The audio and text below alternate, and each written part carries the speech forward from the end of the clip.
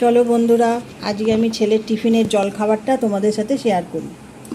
আমার ছেলের জন্য রোজই আমাকে টিফিন দিতে হয়, তা আজকে ভাবলাম তোমাদের সাথে একটু শেয়ার করে নিই। প্রথমে দিচ্ছি বাড়িতে তৈরি করা সাদা ময়দার পরোটা, কারণ আমার ছেলে পরোটা খেতে ভীষণ ভালোবাসে। অবশ্য প্রত্যেকের ছেলেরাই পরোটার ওপর একটা আলাদাই ক্রাশ থাকে, আমি জানি। আর তার সাথে বাড়িতে তৈরি করা আলু চচ্চড়ি, মানে যেটা বলতে পারো সাদা বাটির চচ্চড়ি, কাঁচা লঙ্কা কালো জিরে দিয়ে একদম পাতলা করে আলুর চচ্চড়ি। এটা অলমোস্ট সবারই ফেভারিট, আমার যেটা মনে হয়। কোনো বাচ্চা পছন্দ করে না সেটা তো মানে হতেই পারে না।